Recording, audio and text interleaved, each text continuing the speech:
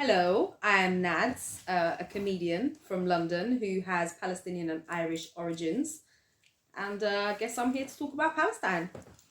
For real, for real. Okay, well, number one thing is this whole thing didn't start on the 7th of October. That's number one. That's where people seem to get a bit confused. They think that this thing started on the 7th of October, which it hasn't. It's been going on for 75 years. So, yeah, since 1948.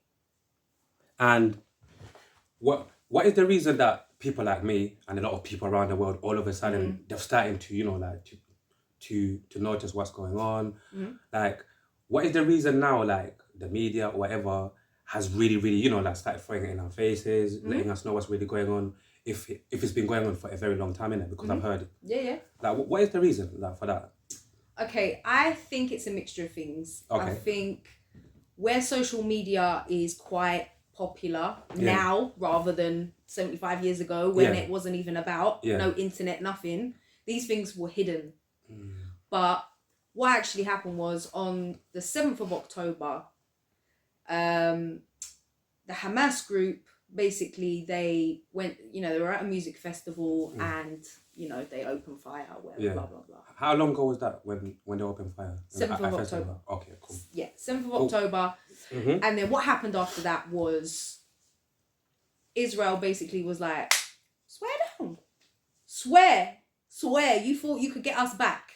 And then everything's gone wild. Okay. Everything's gone wild because if you think about it, for the last 75 years, they've been doing this. They've been doing this to the Palestinians continuously. And it's not just in Gaza, it's all over Palestine. Yeah? So it's like, they've just, imagine now. Yeah. If you've got kids, yeah? Yeah. Three of them. 3 kids. Three of them. That's so cute. Yeah. So. I got 3 kids. Boys, girls? 2 girls, 1 boy. 1 boy. Okay, let's just focus on the boy for the sake of it. Yeah. When he goes to school, if another kid hits him, what advice do you give your child? First of all, I'll ask him a question like, what did you do to the boy? What did you do to antagonize him? And if my son says, no, I didn't really do nothing, he just hit me, like kind of like in a bullish way, then obviously I'll take it up with the school. And also I'll tell my son, if this boy ever hit you again, hit him back. I'll be completely honest with you. Boom. Yeah. That's the answer I'm looking for. Yeah. Generally, if someone hits you, you hit them back. You bang them back straight away, yeah? Yeah. If someone was to bust down your front door right now and was like, nah, this house is mine, you're fighting them, innit? They're dying. Thank you. So basically, this has been happening for the last 75 years. Okay. Israelis have come in, and I've got to say that before 1948, Jewish people and Palestinians, because there's Muslims and Christians, were living harmoniously. Okay. They were cool with each other. 1948 come about, and then the Zionists decided, nah, this is ours. We're gonna start killing Palestinians. We're gonna take their land. They're going into people's homes. They're eating their dinner. They're like, boom, you gotta go. That's what happened to my grandparents. Yeah, and they had to go. So they've just come in and they're stealing the land and claiming it as their own. That's what's going on. So that's just been happening continuously over the last 75 years. Now, the 7th of October. 75 years. 75 years. This isn't new. Jesus Christ. But at the moment, it is on the largest scale that it's ever been. Okay. That's why people are talking and about over the years, would you say like it's been building up, literally? They've been taking little parts of Palestine, then it's Israel. Yeah? So there's like, okay, before it was just Palestine. Now it's Palestine and Israel. But Israel don't want Palestine no more. They want to claim the whole thing as their own. Yeah? And it ain't theirs. Let's face it, it's not theirs, innit? So that's what's been going on. Now it's on such a large scale. Everyone's talking about it. It's not a case of a war. It's not a war. A lot of people are calling it a war. It's not. Because a war is between 2 armies. No talk. Palestine doesn't have an army. Palestine don't have an army? They don't have an army. They don't have a military. They just have civilians. So Hamas, which is what everyone's saying, it's the war on Hamas. Now Hamas are a group of people who have decided we're going to resist this. But because they've done it in such a way, now people are calling them a terrorist group. Okay. But in actual fact, they're just a group of civilians who have decided, we ain't gonna take this shit no more. And they've got together and they said, you know what? Got together. Okay, I say they got together. Israel actually created Hamas in the first place. Okay. Yeah? And that was many years ago. You know Yasser Arafat, right? Yeah. So he was part of the PLO, the Palestinian Liberation Organization. The Israelis didn't like that. So what they did, they targeted some Palestinians, Islamists. They targeted them, and they had a budget that Israel paid for them. They created this group to go against the PLO. Yeah, bruv. If this ain't you reap what you sow, I don't know, innit? So I'm with you. Yeah. So it's like they created it, just like the Americans created Al Qaeda to go against Afghanistan, just like they created ISIS. They're creating all these groups that have gone wild. I would say open your fucking eyes. Real talk. Real talk. Open your fucking eyes and see that this isn't a war, this is a genocide. This is mass murder. Because it's not against an army, it's against normal people like me and you. And kids as well, I'm not gonna lie. And babies and women and just innocent men who are just living their lives, trying to make a living. They're the ones who are getting killed. And they've done nothing wrong. You see? So for the people who are like, oh, it's got nothing to do with us really, it's political, whatever, blah, blah, blah. There's nothing political about murder. Murder's murder. Do you know what I mean? So you're not gonna like commit a crime, like murder, like someone in the street, just outside, just go stab someone up, and then when you go to court, it'll be like, actually, it's political. Yeah. No, it's a crime. It's a crime, and Israel are committing international war crimes. When it comes, like, you see, like in my country, like Uganda, like over the years, like obviously the UK, the US, all of these countries have got involved in it. In some type of way, innit? Either if it benefits them or whatever, innit? We already know, innit? Like, is any of these countries getting involved to help?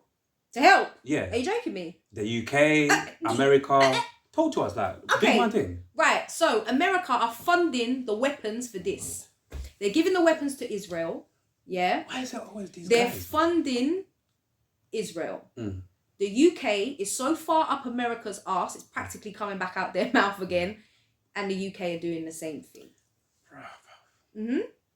Because not long ago when we had that war in Ukraine, like I remember when obviously the UK started opening the border for, you know, Ukrainians to come to the UK, if you want a house, you know, all of these things. Where are the same? What is the same energy for Palestinians and that's all the of these people? question that we have all been asking. Okay. But to be perfectly honest, there are some countries that have opened their borders for Palestinians. Fair enough. Australia, for example, South Africa, and that's all such a nice gesture. However, that's what Israel want for the Palestinians to leave, to leave their land so they can take it over. So it's a bit of a catch-22 because as much as it's nice that other countries are like, you know what, come safe, come to us, you know, we'll protect you, blah, blah, blah. But at the end of the day, that's just what Israel wants. It's kind of helping them. It's kind of helping them get rid of the Palestinians. Yeah. That's it. Boy, like, even I can see you, to quickly go off a little bit off top, well, we're still on topic. Yeah. I can see you with a watermelon. I saw... Yes.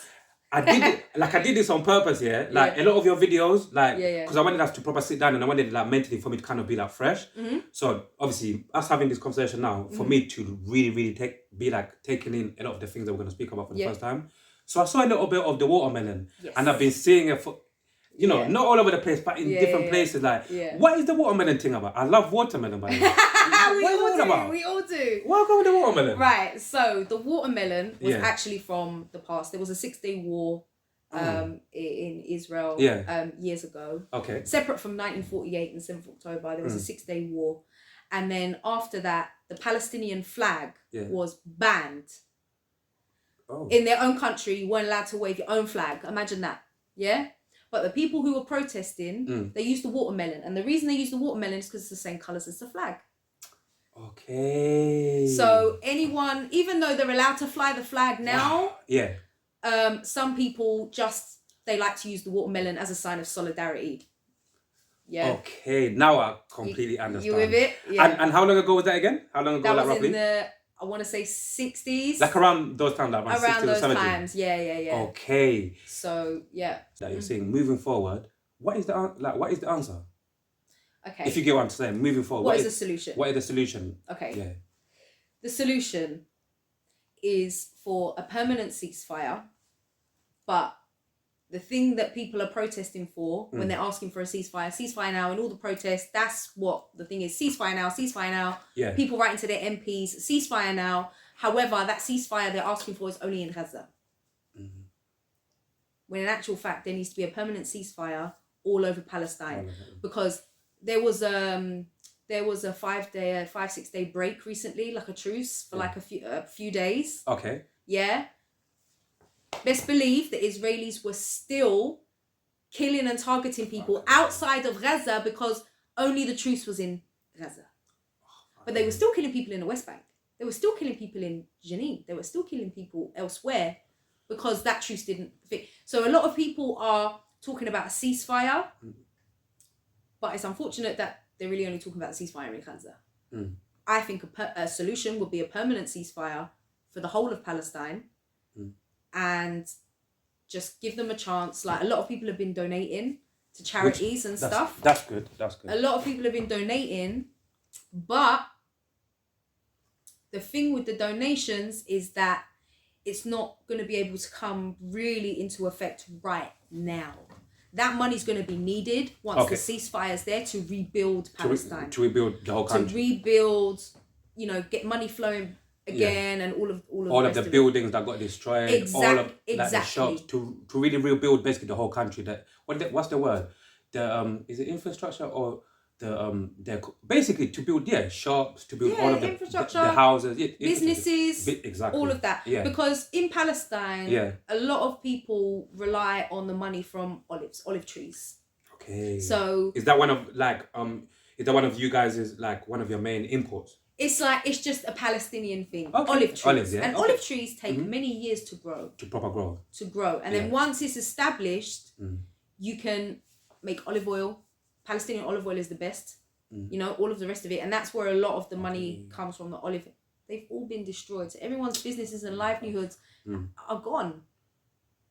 One of because you know me, like I'm just honest, I say certain things, like a lot of people from different countries, not even just black people. A lot of people that I've spoken to, a lot of people who, like, I'm sure that you probably like either thought about it or you had certain people, because obviously you're cool with a lot of people from different walks of life, innit? Yeah. And a lot of people who, I get where they're coming from. Like, a lot of people like keep on saying to me, listen, like, obviously, it's horrible. It's absolutely devastating what's happening in Palestine. All of the innocent lives, getting lost.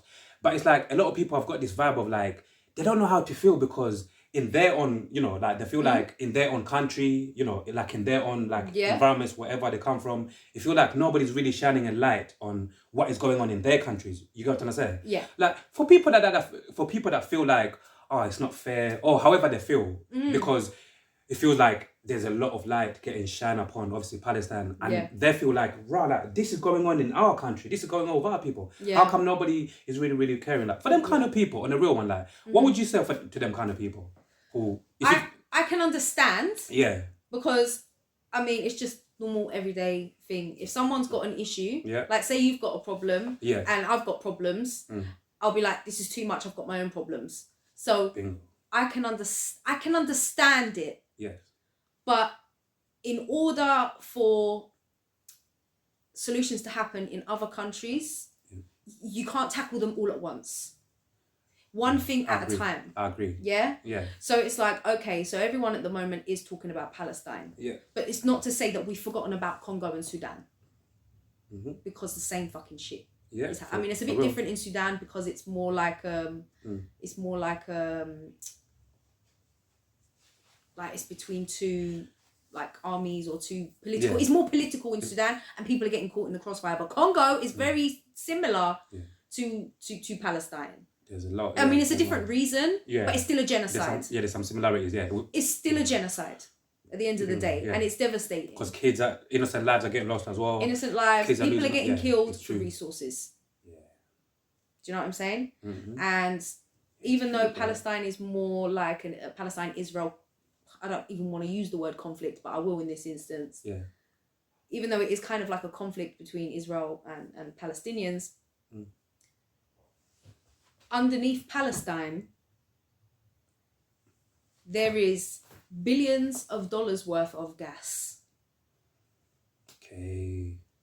Now, something I did forget to mention earlier, originally it was the British who gave the land of the Palestinians to the Jewish people. So after World War, right? Yeah. Obviously there's a lot of, Jewish people from Germany, they have to leave. Mm-hmm. And the British were like, cool, you can take this land here. You can go here. Mm. Do you know what I mean? Now, when that first happened, the Palestinians welcomed the Jewish people. Like I said, they were living harmoniously. They helped clean them up. They fed them. It was very hospitable. Like my grandma was telling me that she used to have Jewish neighbors, and on a Friday, because that's their Sabbath day, Yeah. and they're not allowed to do certain things, that she would go and do the things that they couldn't do to help them on their day. Yeah. So they were living together nicely. Yeah, harmoniously. Yeah. Until 1948. Right, that's actually sly. Of course. That's slimy. Okay, so it's not a religious thing. It's not a case of, everybody hates Jews. No, that's not the case. That's not the case.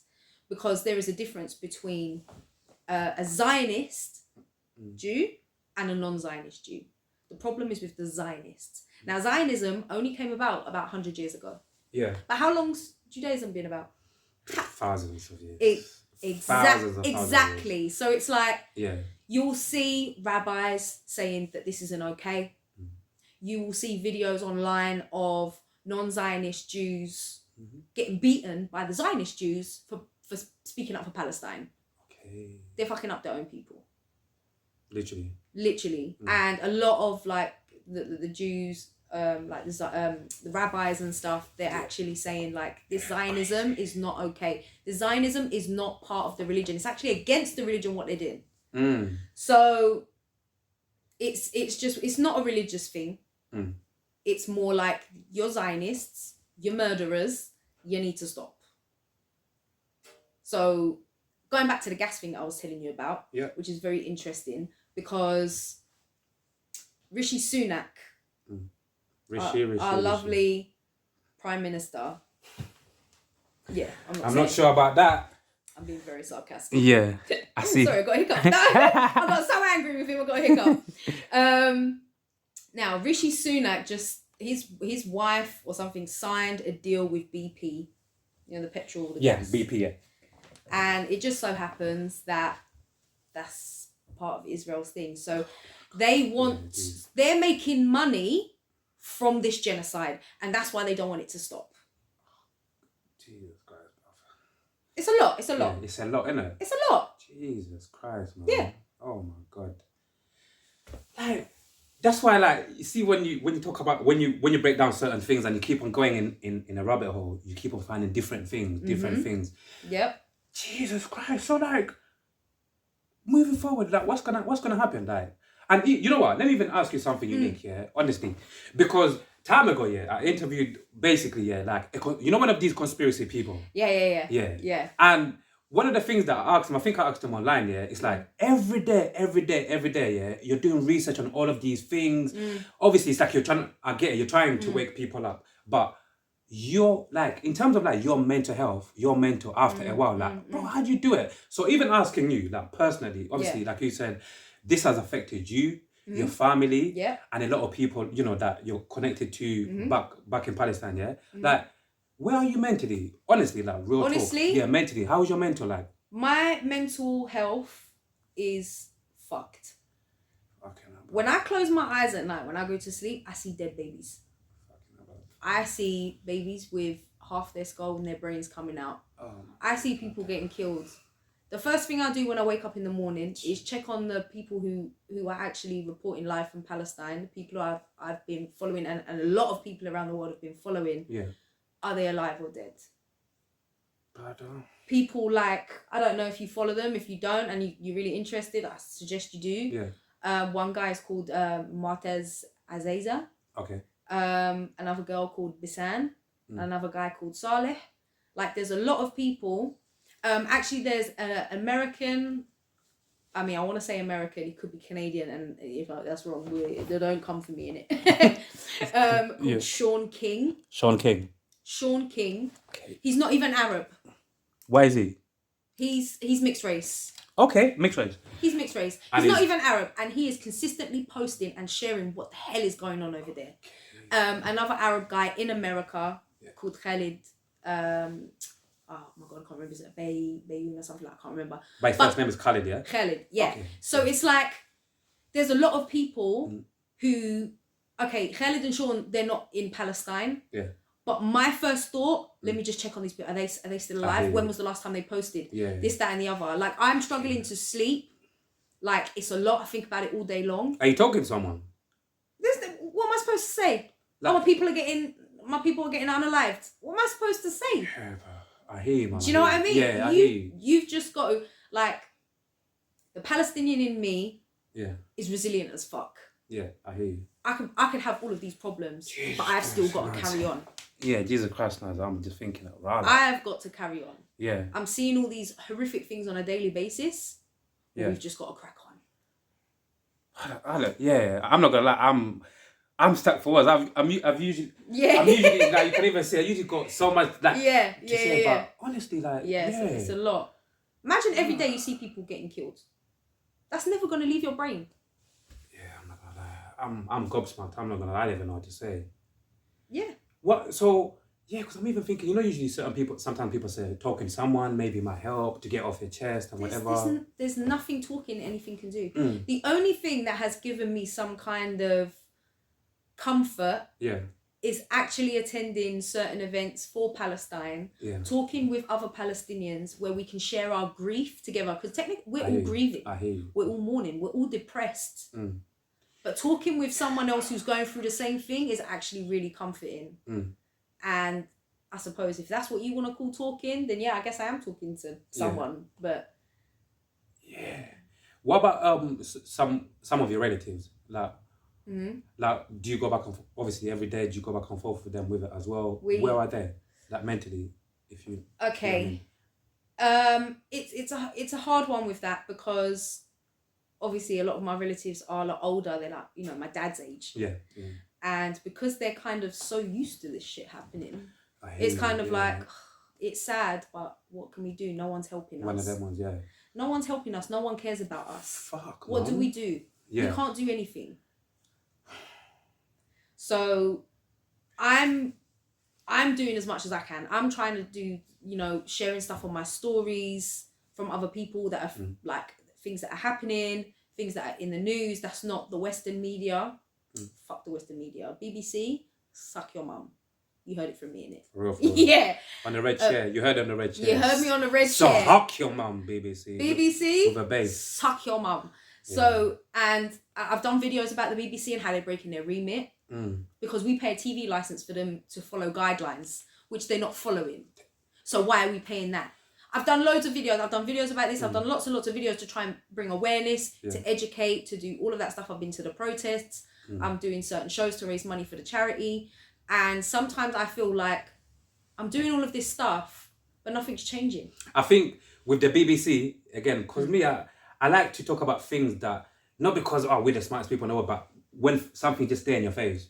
Like with the BBC, you saying with the Prime Minister, with what you said earlier, them benefiting, them doing, I feel like it's all connected, because now it's like, if they're benefiting, then I feel like they'll probably obviously, like tell the BBC or all of these news outlets to not report in it. You got to understand? Because I feel like... It's funny you say that. It's funny you say that. These guys because it's controlled by them. That's the word I was looking for. It's controlled by them. Actually, the CNN has to put all of their headlines and everything... What have they been doing? Sorry to cut you. Have CNN been reporting it? CNN have been reporting it, but everything that they say has to be approved by Israel first. Take from that what you will. Huh? CNN's a bunch of bullshit. All Western media is rubbish. Yeah. The only thing you can rely on is Al Jazeera. And that's been the social media. Al Jazeera has been real from there, innit? Al Jazeera's the Yeah, Al Jazeera. That's what, rest in peace to my uncle. That used to be a channel. Yeah. Yeah, for real. Al Jazeera's the one. Yeah. The thing is, and also the Israelis are actually targeting journalists as well. So, you know, a couple of people have been killed. I say a lot of journalists have been killed to try and stop them reporting what's going on. Yeah. Oh my God. They're doing the most. They contacted Meta, you know, like Instagram, Facebook or whatever, and TikTok. And they're actually saying, you know, shadow ban the people talking about Palestine. Oh, wow. Have they gone that far? So people can't, like, if you share something, it's not going to reach a lot of people. It's not going to go on the explore page. Because it'll be shadow banned. Yeah. So like we're trying to fight, but sometimes we're getting hit in the face with a block. But you know, we're fighting the good fight. We're fighting the good fight. We're doing what we can. You're doing whatever you can. It's clear to be seen. Anyone who's following you on Instagram, you're doing whatever you can. Yeah.